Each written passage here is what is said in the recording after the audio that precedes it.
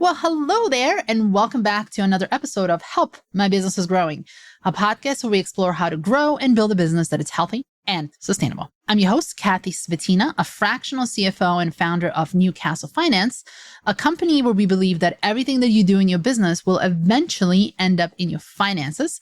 And to get to healthy finances is, of course, to have a healthy business. The question is, how do you get there? Well, this is where this podcast comes in to help.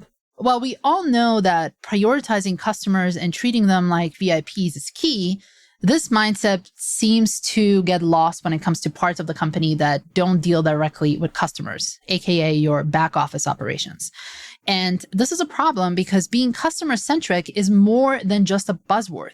Your business really needs it to survive and thrive, and it also needs it in its back office as well. The question is, how does that really look like? What does it mean to be customer-centric? And isn't having excellent customer service enough? And how do you go about transforming your business to achieve being customer-centric successfully? As a quick reminder, all of the episodes on this podcast, including this one, come with timestamps for topics that we discuss, and each one has its own blog post too, so you can find all the links and the detailed topics in this episode show notes. My guest today is Chris Hood.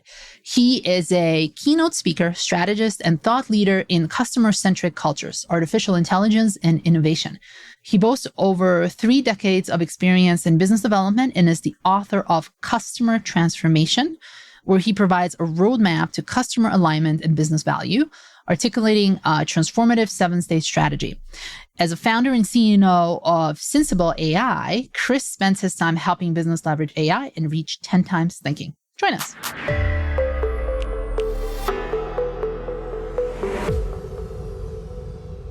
Welcome to the show, Chris. Well, thank you. Great to be here. Yeah, I'm super excited you're here because we're going to be talking about how to develop a customer-centric environment in the business, not just in those customer-facing roles, but also across the organization. You know, I see that there is a push out there to do this, to be more customer-centric, but there's not any particular guidance on how to do it and how to do this well. So when we connected, I got really excited because I had a couple of things that intrigued me about you. Number one, is that you actually have a framework how to do that and how to do that really good and really well. And 2, that you talk about the importance of including the teams that don't face the customers, like finance, like myself, to be customer-centric also. So before we dive into this topic, I do want to start at the beginning. And can we first define for our listeners, what does it mean to be customer-centric and why is this so important? Yeah, it's a great starting point. And I did exactly what you did. Start to look around and discovered that there's a lot of opinions about what customer centricity is. And there's definitely a push for organizations to start to implement this, but there really wasn't any strategies or frameworks to make that happen. And so that's one of the reasons I wrote my book specifically for that. But if we were to define what is a customer-centric company, that means that the entire organization is empowered and is responsible for ensuring customer success. Now, this is very hard. And a lot of times I'll go into an organization and I'll start asking questions like, how do you manage customer experience? Do you feel as if your customer experience is great? How about customer support? And everybody's shaking their heads, yes, yes, yes. But then when we get to the end of the conversation, well, how does your human resources department ensure customer satisfaction? They're not customer facing. They have nothing to do with customer satisfaction. And then you start to realize that they're really not a customer-centric organization. And it's that insight into how other teams that typically don't associate themselves with the customer, where you start to find opportunities to make this really successful. And this is really interesting for me because obviously I've always said in the back office, so to speak, the non-customer facing roles. But I do want to deep dive into this. Why is it important that the back office, so to speak, is included in these conversations? And then how do you make that happen? I mean, for finance, you could say, well, they're a part of deals, they're a part of the sales conversations. But for typically for an HR, how would they be a part of that customer-centric conversation? Well, how do you get people in your organization to align around the customer-centric approach? Operations and human resources. How do you know what types of people to bring on in order to fulfill whatever that culture is that you're trying to achieve? Human resources. How do you build that culture? It starts, I usually use the phrase, it starts at day zero. It starts before somebody even comes into your organization. As you're starting to do hiring and looking at candidates, you've got to understand how those individuals are going to fit into that culture. That starts at the human resource. They're more or less we don't want to call them a gatekeeper, but they are the organization. They're the team that is going to ensure that you're bringing on the right people. But look, we understand that this is challenging because what happens? You lose somebody, the first instinct is, we've got to go and replace this person. And we're desperate. We need to fill this role. So you go off and you hire the first person you see who can do the job. And the culture is usually the last thing that anybody thinks about. It's, can you do the job? Yes. When can you start? And can I pay you appropriately? Then it's, well, we'll do the training. Why? Why are you worried about training after the fact? Why don't you find somebody who has the same passion for customers no matter what the role is? So you can ask questions during the interview process like, how do you feel your job is responsible or supports customer satisfaction? Now, that basic question could be asked of any role, and it's going to be great, especially when they're not prepared for that type of question. So start to dive into what are the questions I can ask that builds that customer-centric culture, include that as part of the hiring process, and start this process at day zero. That's a good point. And, someone who's sitting in the finance, as you're talking, like I'm thinking about how does this relate to me specifically looking at the numbers? And I can give you an example. We have a local business here that is very successful. They have grew really, really fast and they're really big at this point. And they were a small family-owned business. And one of the interesting thing about their customer service is that when you go into the customer service section, they had the answer to every reasonable request is always yes. And I love that. And how does this apply to finance? Is because when you're, for example, when you're returning things, when you're trying to buy something and they have certain prices in there, they're very, very open to giving you deals. And if I'm looking at this from a finance perspective, returns cost money. Giving pricing deals to customer costs money. So if you have someone in the business and finance who's only looking at the bottom line and thinking of, well, we're going to lose money on this. But on the other hand, when you're customer-centric, you have loyal fans and customers because of the activities that you have at the customer service. So you might lose money short-term, but long-term, you're going to grow like they grew. Well, you're looking at it from we'll call it day-to-day responsibilities. And I agree with everything you said. There's a rationale that you can look at to determine we're okay with returning certain things. We're okay with adjusting. Costco comes to mind. They have $1.50 hot dogs and drinks, and they've never changed the price on that. And the CEO is mostly responsible for this, saying, we will always take a loss on that because we know it's such a draw for people to come to Costco. So they take a loss at the gain of people come and shop. So there is a financial, daily, operational type of thing that you consider there. But this is also deeper. The understanding that customer is a priority, if you understand that, it removes those obstacles that you're also talking about. If I come to you and I say, hey, we're thinking about doing something and we've got this new idea and blah, blah, blah, blah, blah, there's not a lot of back and forth because you understand, you recognize that we're looking at it from a customer-centric perspective. If you have these vast opinions about how the organization should function and operate, and you live in these silos, which we've all been in organizations where you're living in silos, and I have no idea what I'm doing. I have no idea how this contributes to the business. I have no idea how this helps the customer. Those types of environments are filled with, well, no, I don't want to do that. It's not your opinion if we should do that or not. It's all goes back to, does the customer need it? Is it something that's going to help them? And how is that going to ultimately grow the business? If you can remove all of those silos by having a centralized, focused theme, all the better. And it's interesting, I just talked to someone recently who just by having conversations with the customer and willing to change things, they added about $40 million to their business. And just by having simple conversations, which was, to me, was mind-boggling. What's interesting is if you were to go around the country, just talk to random people about their jobs and then ask, what is the mission of your organization? Most people, I can guarantee it, most people probably cannot recite whatever the mission statement is for the business they work, unless maybe they're the CEO and, you're entrepreneur and you've got some foundation for that. But if you said, we're a customer-centric organization, that sticks. It doesn't really matter what the mission is. Maybe you still want to achieve some grander thing, which is okay. But if you are customer-centric, then that's going to resonate. People are going to recognize that. And if that's the one thing they recognize more than your mission statement, then you win, because that's the whole purpose. Make your customers happy, grow your business. Yeah, it should be really simple. Make your customers happy, right? Rinse and repeat, and the business grows, right?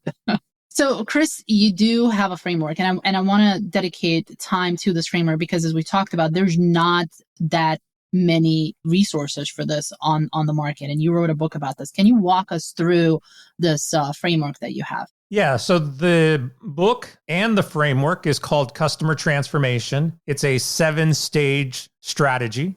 The way that I look at this is what we refer to as the outside-in perspective, which basically means it starts on the outside of your organization and then flows on the inside. And as we look at this, you're going to see why this matters. Because if you start on the outside, the place where you start is your customer. Start with your customer, right? I was actually talking with a startup founder a couple of days ago on social media, and they said, I'm having a problem identifying my customers. And I'm like, wait a second, that should have been the first thing you did. But what happens is a lot of times businesses want to start with their product and their services. That's what we say is inside out. And when you do it in that way, if you start inside, what is the technology? What is the product? What is the services I want?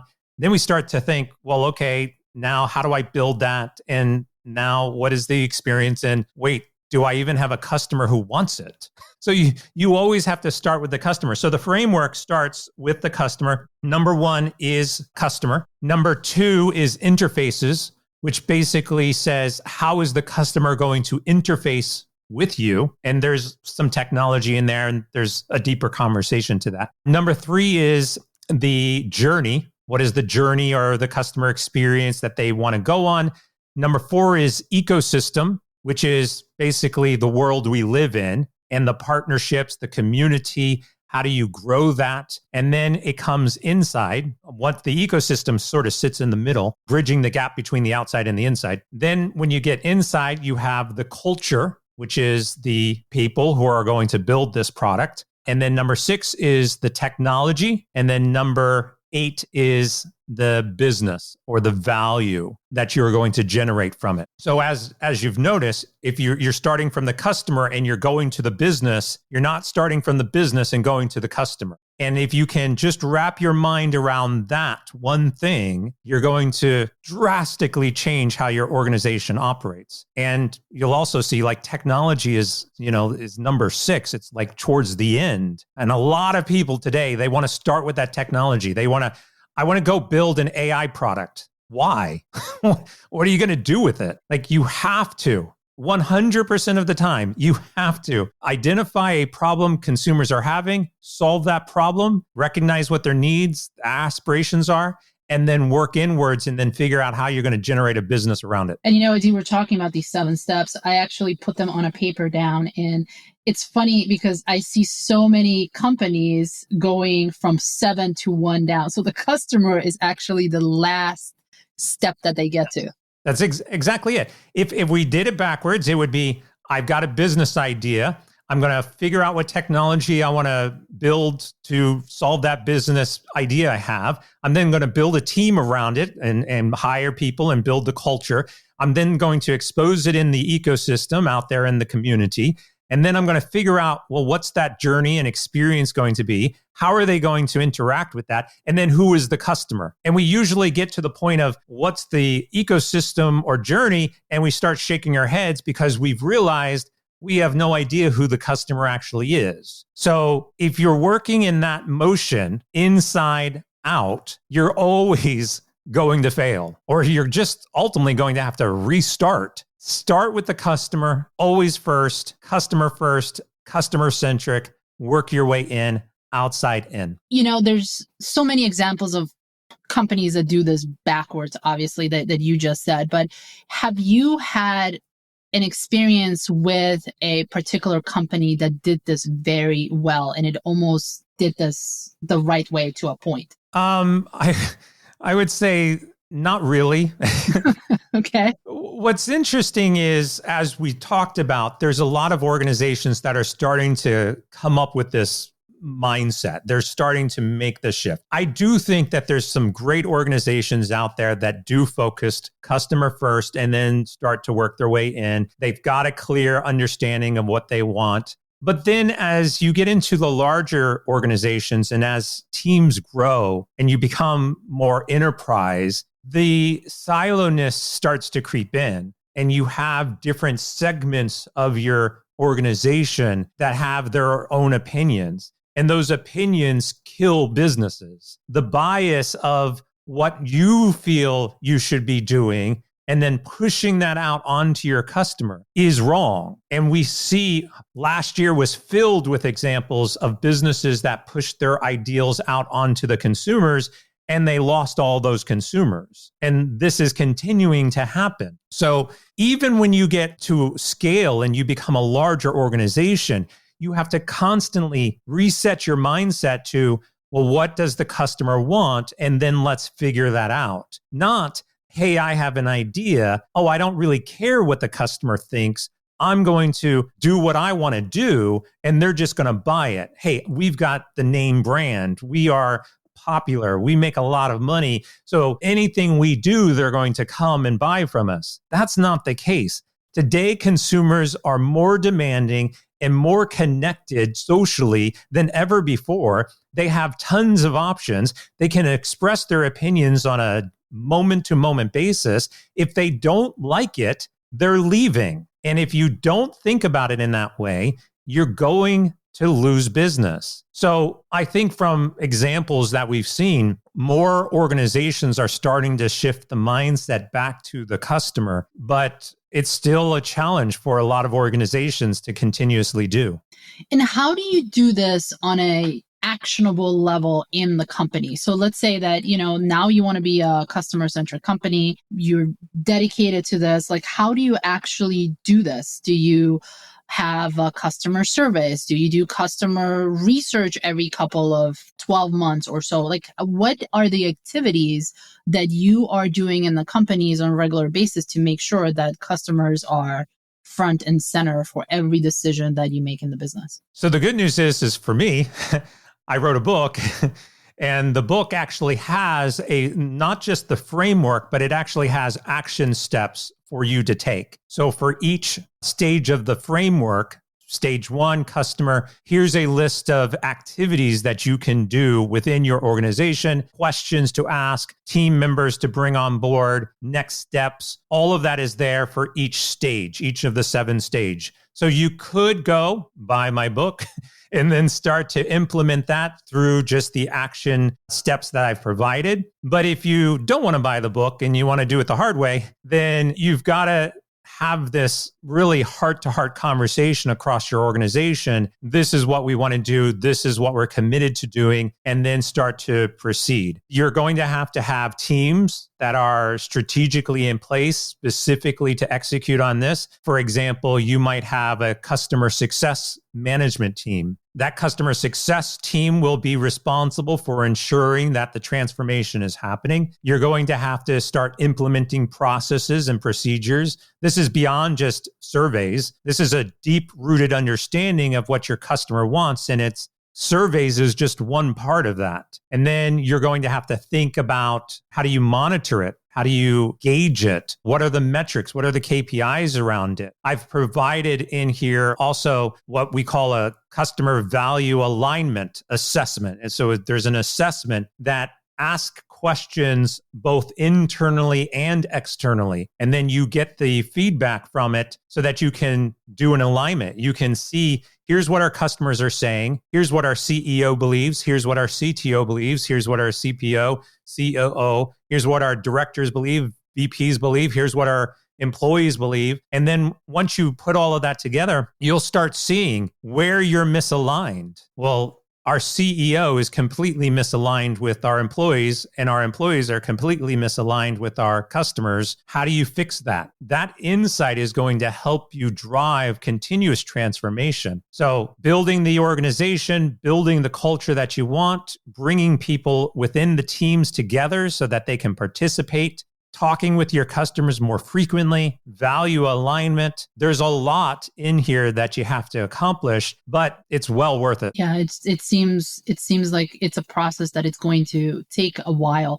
So there's obviously a difference on whether you're an enterprise level company, whether you're a mid-sized business or a small business. But I want to focus like specifically on the small businesses, or between like 3 million all the way to maybe like to 100 million.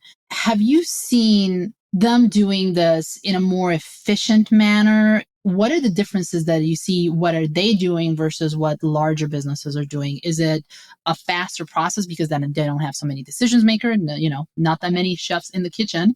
What have you seen? Yeah, when you remove decision makers and bureaucracy in your organization, things get done. Surprise, that's right? all there is to it, right? And that's part of the problems. As you grow and scale your organization and you start to offload different factors of that business without a set type of culture in place, then you start to lose control. And then you start to have chaos, really. And we talked about the hiring practices, but it's also as you're bringing on people and you're scaling, and if you're doing that fast, then you lose a certain level of just ensuring quality and ensuring that people are on target to what you want to accomplish. Smaller organizations are always going to be a little bit more nimble, a little bit more adaptable. And so if you've got a team of 10, a team of 20, even a team of 100, fairly easy to get all of them into the same room and then do training and set the expectation. But it's also the responsibility of leadership, including the CEO and down, to ensure that it stays, that it sticks, and that people continue to do it and are constantly reminded of it. Jeff Bezos, when he was growing Amazon, on multiple occasions said, we're doing it this way. If you don't do it this way, you're fired, right? Point blank. Do you think anybody didn't do it? No, everybody started doing it. And yet we have a lot of companies, I'm sure you know, that are out there like, maybe the CEO will get involved. I'm not quite sure who's responsible for this. And you didn't do it that one time. It's okay. We'll look the other way for now. All of that is just deteriorating your culture. So you have to be very firm on what you want to accomplish and then stick to it. Yeah, and I agree. And this has been an issue, especially with the growing businesses, because as you've been doing things a certain way and now you want to improve it, you have to bring those people with you. And a lot of the people resent the different way of doing it. And you have all sorts of opinions, but we've always did it this way, which are the worst couple of words in business. We've always done it this way. It's, yeah. So it's the change management and doing this in the right way really, really makes a difference, what I've seen.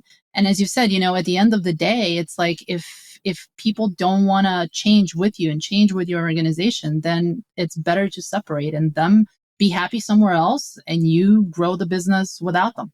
There's also the reverse side of this, which is the illusion that you're changing for the right way. There's examples of companies that have said, we're changing, we're transforming, here's what we're becoming. we're not going to continue to do things the way we've always done it. But unfortunately, those are also often filled with biased opinions and are not typically customer centric. And so changing just for the sake of change is not necessarily good. You have to ensure that you're changing for, again, the value of your consumers. Even if you believe that you have the consumer's best interest at hand, it's usually not, unless they are included in that process. Like I've always argued, include your customers actually in the transformation process. Figure out how to include them. Get the voice of the customer involved with those decision making. That way, you're not liable to change with some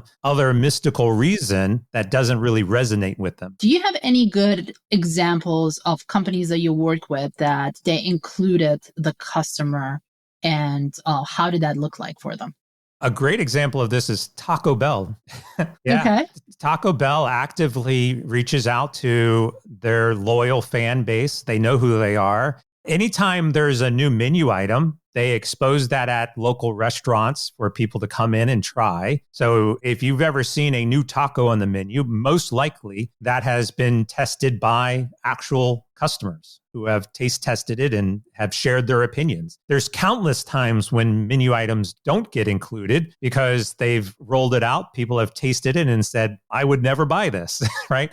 So I think you've got to think about it creatively. You don't have to, again, necessarily go and have these surveys, but a lot of the enterprises, for example, will do councils. They'll do customer councils where they will pick strategic people who will come together and they group up once a month. Where are we on our product? Where are you as our customer? What are you thinking? What are you hearing out there? So you can do this on a regular basis. It doesn't even have to be a one-time or one-off thing. It's getting into the motion of having them participate in some way, let alone social media. You should be actively looking at social media. What are people talking about? What are people saying about us? What are the newest trends? Whoa, we just went viral on TikTok for some reason because somebody used us in whatever. Like you've got to have that pulse on what the customers are saying. And it doesn't always mean inviting them to the table. But why not invite them to the table? And why not have your CEO go and actively sit down with people and talk to them?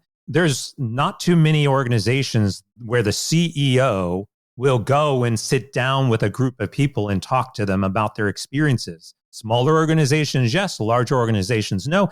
And the number one complaint is, I'm too busy. You're too busy to keep your customers happy? That's the problem. That shows you that you're not a customer-centric organization because you care more about your personal experiences and your personal schedule and whatever else you've got going on than your customers. You don't have customers, you don't have a business. Yeah. So it's prioritizing really customer through every single position in the business, especially the CEO position. A good example of this is Bud Light last year, had a fiasco. The CEO came out with a press release and the CEO specifically said, look, we hear you and we're going to make some actions, but to our partners, we're going to take care of you. To our frontline workers, we're also going to take care of you. And to our customers, we're going to change our marketing strategy. Now, I look at this as a great case study in priorities. You put your customer last, and the customer was the entity that you were struggling with the most. And to even further highlight this, if you solve the customer issue, your frontline workers and your partners would be taken care of. You do not have to call them out. The customer is your priority. First and foremost, no matter what. The fact that you put customer third on a list shows you that you're out of touch with who your customers are and that you are not a customer-centric organization. And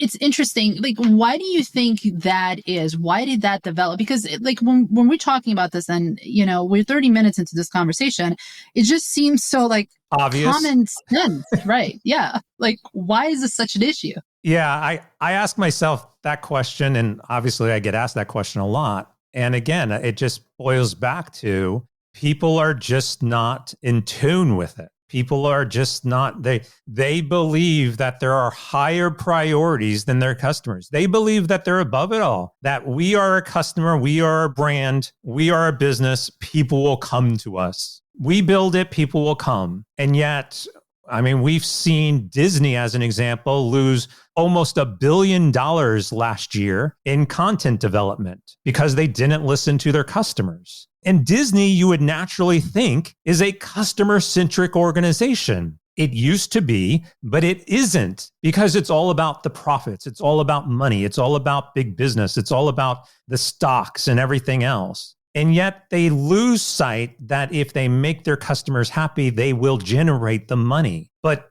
look, we're filled with a world of personal agendas and cultural and social economical conditions, political statements that are just disrupting the pure concept that consumers are first. So I would assume that you agree then with this customer is always right sentence.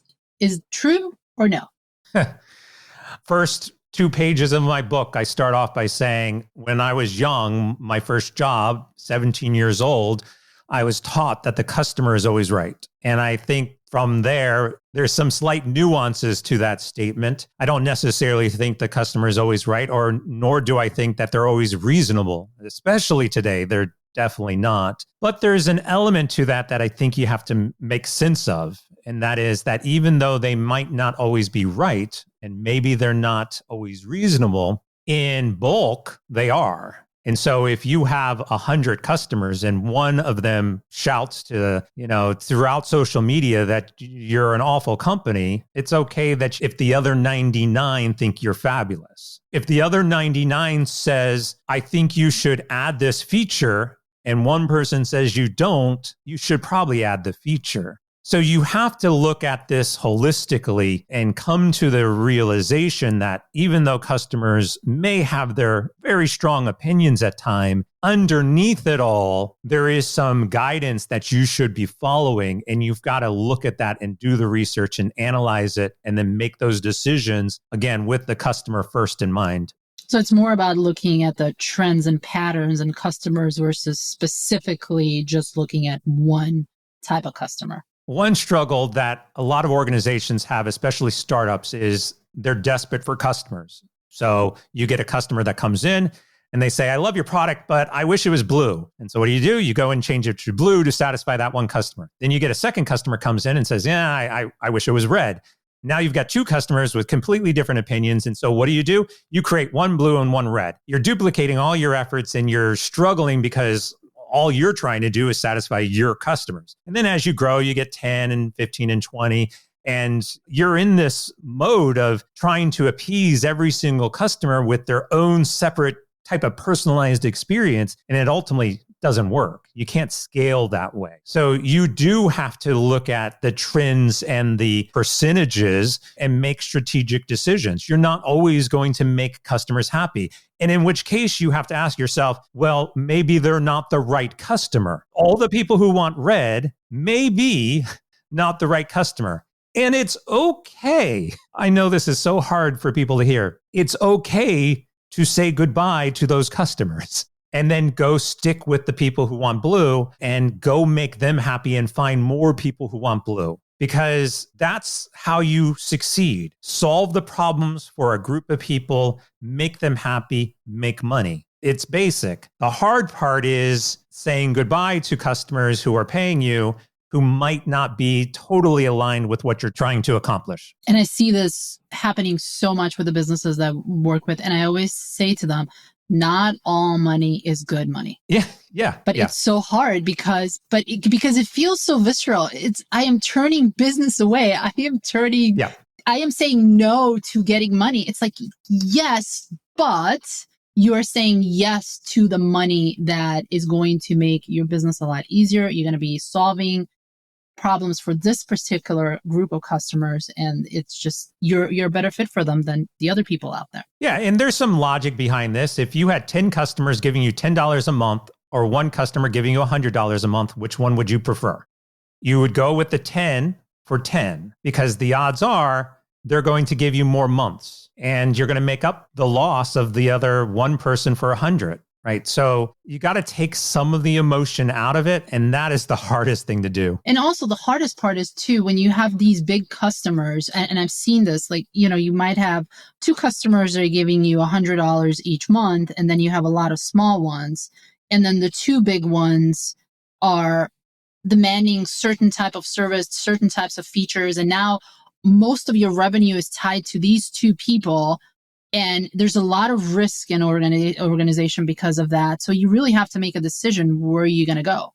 Yeah, because what if you produce a feature, you waste all of your time, energy, and budget on a feature that one of those big customers want, but then you realize that none of your other customers want it. Or even worse, some of your customers leave because you implement a feature that they don't need and they just think, well, there's no point in me spending money on this anymore, right? So this is why you have to really sit down and look at it from a purely logical viewpoint, do the research, analyze it, make decisions based on the good of the majority as opposed to, the profits of the minority. That's a great conversation we had, Chris. And, every single podcast episode, I try to end with something that it's actionable for the listener who has a growing business and they're trying to implement this in their business. You gave us the 7 steps, you have a book out there.